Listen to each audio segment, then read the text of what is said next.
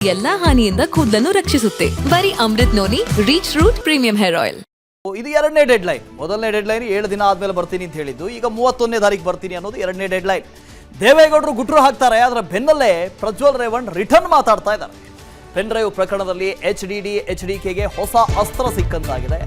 ಕಾಂಗ್ರೆಸ್ ನಾಯಕರ ಕೈಯಲ್ಲಿದ್ದಂತ ಅಸ್ತ್ರ ಕಿತ್ತುಕೊಂಡಿದ್ದಾರೆ ಪ್ರಜ್ವಲ್ ಹುಡುಕುವಲ್ಲಿ ವಿಫಲವಾದಂತಹ ವಿಶೇಷ ತನಿಖಾ ತಂಡ SIT ಏನಕ್ಕೆ ರಚನೆ ಮಾಡಿದ್ವಿ, ಹುಡುಗಕ್ಕೆ ಆಗಲಿಲ್ಲ SIT ಕೈಯಿಂದ. ನಾವು ಲೆಟರ್ ಬರೆದ್ವಿ, ನಾವು ಕೇಳ್ಕೊಂಡ್ವಿ, ಪ್ರಜ್ವಲ್ ವಾಪಸ್ ಬರ್ತಾ ಇದ್ದಾನೆ. ನಮ್ಮ ಮಾತಿಗೆ ಮನ್ನಣೆ ಕೊಟ್ಟು ಪ್ರಜ್ವಲ್ ಬರ್ತಾ ಇದ್ದಾನೆ. ಹಾಗಾಗಿ ಇದು ಕಾಂಗ್ರೆಸ್ಗೆ ವೈಫಲ್ಯನ, ತಾನೇ SITಯ ಮುಂದೆ ಬರ್ತೀನಿ ಅಂತ ಪ್ರಜ್ವಲ್ ರೇವಣ್ಣ ಹೇಳಿದ್ದಾರೆ. ಇದರಲ್ಲಿ ಬಹಳ ಖುಷಿ ಪಡೋಂಥದ್ದು ಏನೂ ಇಲ್ಲ. ಏನು ಖುಷಿ ಪಡ್ತೀರ? ಒಬ್ಬ ಅಕ್ಯೂಸ್ ಮಾಸ್ ರೇಪಿಸ್ಟ್ ಅಂತ ಎಲ್ಲರೂ ಹೇಳ್ತಾ ಇದ್ದಾರೆ, ನಾವು ಹೇಳ್ತಾ ಇಲ್ಲ. ನಾನಾಗ್ಲಿ ನಾವಾಗ್ಲಿ ಯಾರು ಹೇಳ್ತಾ ಇಲ್ಲ, ಜನ ಹೇಳ್ತಾ ಇದ್ದಾರೆ ಈಸ್ ಅ ಮಾಸ್ ರೇಪಿಸ್ಟ್ ಅಂತ. ರಾಹುಲ್ ಗಾಂಧಿ ಅವರು ಹೇಳಿದ್ರು, ಆಯ್ತು ರಾಹುಲ್ ಗಾಂಧಿ ಹೇಳಿದ್ರು, ನಾವು ಹೇಳಿಲ್ಲ. ಅಂಥವನು ಅವನೇ ಬರ್ತಾನೆ ಅಂತ ಹೇಳಿದಾಗ ಇದರಲ್ಲಿ ಪ್ರತಿಷ್ಠೆಯಾಗಿ ತಗೊಳ್ಳೋಂಥದ್ದು ಏನಿದೆ? ಪ್ರಜ್ವಲ್ ಸ್ಪಷ್ಟನೆ ವಿಡಿಯೋ ಬೆನ್ನಲ್ಲೇ ಕೈ ನಾಯಕರಿಗೆ ಒಂದು ರೀತಿ ಮುಳುವಾದಂತಾಗಿದೆ ಇದು ಅಂತ. ಒಂದು ಕಡೆಯಿಂದ ವಿಡಿಯೋ ಬಿಟ್ಟಿದ್ದಾನೆ, ಅದೇ ಕೈ ನಾಯಕರಿಗೆ ಮುಳುವಾಯ್ತಾ ಹೇಗೆ? ನನ್ನ ವಿರುದ್ಧ ರಾಜಕೀಯ ಪಿತೂರಿ ಅಂತ ಪ್ರಜ್ವಲ್ ರೇವಣ್ಣ ಹೇಳಿದ್ದಾರೆ. ಪ್ರಜ್ವಲ್ ರೇವಣ್ಣರ ಈ ಮಾತಿನಿಂದ ದಳಪತಿಗಳಿಗೆ ಒಂದು ರೀತಿ ರಿಲ್ಯಾಕ್ಸ್ ಆದಂತಾಗಿದೆಯಾ ಪ್ರಶ್ನಾರ್ಥಕ ಇದೆ. ಕಾಂಗ್ರೆಸ್ ನಾಯಕರ ಹೇಳಿಕೆಗೆ ತಿರುಗೇಟು ಕೊಡುವುದಕ್ಕೆ ಇದೇ ಒಂದು ಸಾಕ್ಷಿ ಸಿಕ್ಕಂತಾಗಿದೆ. ಪ್ರಜ್ವಲ್ ಮಾತನ್ನೇ ಅಸ್ತ್ರ ಮಾಡಿಕೊಳ್ಳಲಿರುವಂತಹ ದೇವೇಗೌಡರು, ನೋಡ್ರಪ್ಪ ಇದು ರಾಜಕೀಯ ಷಡ್ಯಂತ್ರ ಅಂತ ಹೇಳ್ಬೋದು. ಕೇಸ್ನಲ್ಲಿ ಒಳ ಸಂಚಿನ ಬಣ್ಣ ಬಯಲು ಮಾಡೋದಕ್ಕೆ ಪ್ಲಾನ್ ಮಾಡ್ಕೊಂಡಿದ್ದಾರೆ ಗೌಡರು. ಪ್ರಜ್ವಲ್ ಸ್ಪಷ್ಟನೆ ವಿಡಿಯೋ ಬಿಟ್ಟಿದ್ದು ಕೈ ನಾಯಕರಿಗೆ ಒಂದು ರೀತಿ ಮುಳು ಆದಂತಾಗಿದೆಯಾ ಗೊತ್ತಿಲ್ಲ. ಇದರಲ್ಲಿ ರಾಜಕೀಯ ಪಿತೂರಿ ಇರ್ಬೋದು, ರಾಜಕೀಯ ಮಾಡ್ತಾ ಇರ್ಬೋದು, ಯಾರಾದರೂ ಮಾಡೇ ಮಾಡ್ತಾರೆ, ಯಾವ ಪಕ್ಷದವರಾದ್ರೂ ಮಾಡೇ ಮಾಡ್ತಾರೆ. ಆದರೆ ಇಲ್ಲಿ ನಿಜಕ್ಕೂ ಆ ಸಂತ್ರಸ್ತೆಯರಿದಾರಲ್ಲ, ಈತ ಆ ವಿಡಿಯೋ ನೊಂದಲ್ಲ ಅಂತ ಹೇಳಿದ್ದಿದ್ರೆ ಓಕೆ, ನಿಜಕ್ಕೂ JDSಗೆ ಇದೊಂದು ಪ್ಲಸ್ ಪಾಯಿಂಟ್ ಆಗ್ಬೋದು, ವಿಡಿಯೋ ಅಲ್ಲ ಅಂತ ಸಾಬೀತಾದ್ರೆ. ಆದರೆ ಆ ವಿಡಿಯೋದಲ್ಲೆಲ್ಲ ಇರೋದು ಇದೇ ಮನುಷ್ಯ, ಇದೇ ಪ್ರಜ್ವಲ್ಲು ಅಂತಾದರೆ ಅದು ಹೇಗೆ ಪ್ಲಸ್ ಪಾಯಿಂಟ್ ಆಗುತ್ತೆ? ಮಾರುತಿ ಮತ್ತೆ ನಮ್ಮ ಜೊತೆ ಜಾಯಿನ್ ಆಗ್ತಾ ಇದ್ದಾರೆ. ಮಾರುತಿ, ಇಲ್ಲಿ ಯಾವ ಪಕ್ಷಕ್ಕೆ ಪ್ಲಸ್ ಆಗುತ್ತೆ, ಯಾವ ಪಕ್ಷಕ್ಕೆ ಮೈನಸ್ ಆಗುತ್ತೆ ಗೊತ್ತಿಲ್ಲ, ಆದರೆ ನಿಜಕ್ಕೂ ಆ ವಿಡಿಯೋದಲ್ಲಿರೋದು ಪ್ರಜ್ವಲ್ಲೇ ಅಂತ ಆದರೆ JDSಗೆ ಅದರಷ್ಟು ಮೈನಸ್ ಆಗುವಂಥದ್ದು ಬೇರೆ ಇಲ್ಲ ಅನ್ಸುತ್ತೆ. ವಾಸು, ಇದರಲ್ಲಿ JDS ನಾಯಕರು ಮೊದಲಿಂದಲೂ ಕೂಡ ಹೇಳ್ತಾ ಇರುವಂತದ್ದು ಇದು ಪ್ಯೂರ್ಲಿ ಪೊಲಿಟಿಕಲ್ ಮೋಟಿವೇಟೆಡ್ ಕೇಸ್. ಅಂದ್ರೆ ನಮ್ಮನ್ನ ರಾಜಕೀಯವಾಗಿ ಮುಗಿಸುವ ಸಲುವಾಗಿ ದೇವೇಗೌಡರ ಕುಟುಂಬದ ವಿರುದ್ಧ ಇಂಥ ಒಂದು ಅಸ್ತ್ರವನ್ನ ಕಾಂಗ್ರೆಸ್ ನಾಯಕರು ಬಳಸ್ಕೊಂಡ್ರು ಅಂತ. ಅದರಲ್ಲೂ ನೇರವಾಗಿ ಅವರ ಆರೋಪ ಮಾಡ್ತಾ ಇರುವಂತದ್ದು KPCC ಅಧ್ಯಕ್ಷ ಉಪಮುಖ್ಯಮಂತ್ರಿ DK ಶಿವಕುಮಾರ್ ಅವರ ವಿರುದ್ಧ. ನಮ್ಮ ಮನೆತನಕ್ಕೆ, ನಮ್ಮ ಕುಟುಂಬಕ್ಕೆ ಒಂದು ಡ್ಯಾಮೇಜ್ ಮಾಡುವ ಸಲುವಾಗಿ ಇಂಥ ಒಂದು ಅಸ್ತ್ರವನ್ನ ಪ್ರಯೋಗ ಮಾಡುವಂತ ಒಂದು ಕೆಲಸವನ್ನು ಮಾಡೋದು.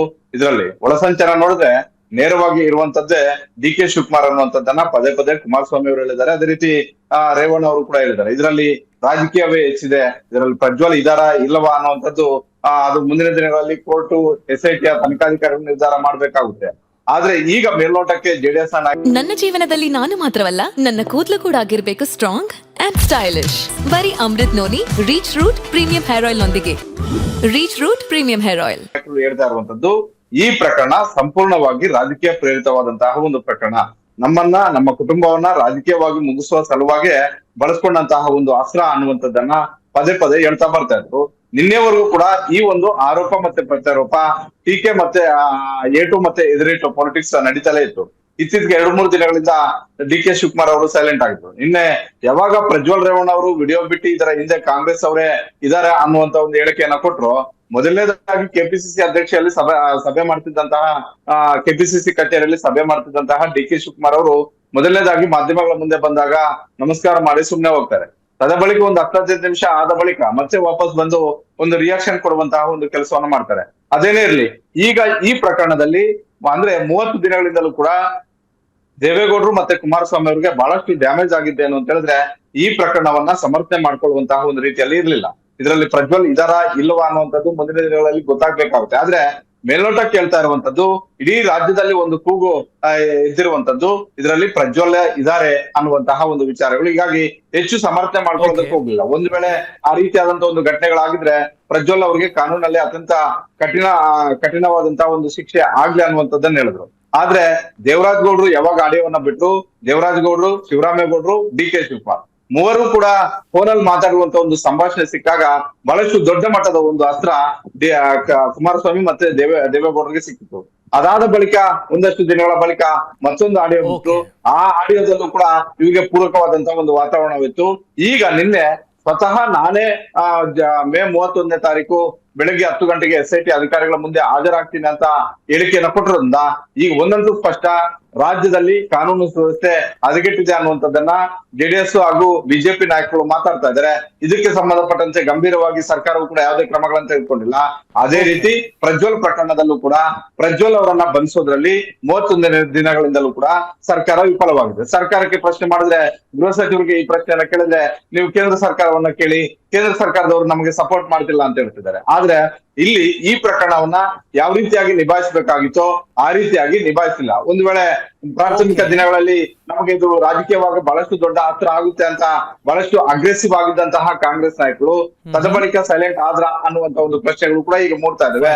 ಒಟ್ಟಾರೆ ನಿನ್ನೆ ಬಿಟ್ಟಂತಹ ಒಂದು ವಿಡಿಯೋ JDS ನಾಯಕರಿಗೆ ಒಂದಷ್ಟು ಈ ಕಾಂಗ್ರೆಸ್ ವಿರುದ್ಧ ಒಂದಷ್ಟು ಅಸ್ತ್ರ ಮಾಡ್ಕೊಳ್ಳೋದಕ್ಕೂ ಅದೇ ರೀತಿ ಕಾಂಗ್ರೆಸ್ ಅಲ್ಲಿ ಇದ್ದಂತಹ ಒಂದು ಅಸ್ತ್ರವನ್ನ ಮುಗಿಸೋದಕ್ಕೂ ಕೂಡ ಕಾರಣ ಆಯ್ತು ಅಂತ ಹೇಳ್ಬೋದು.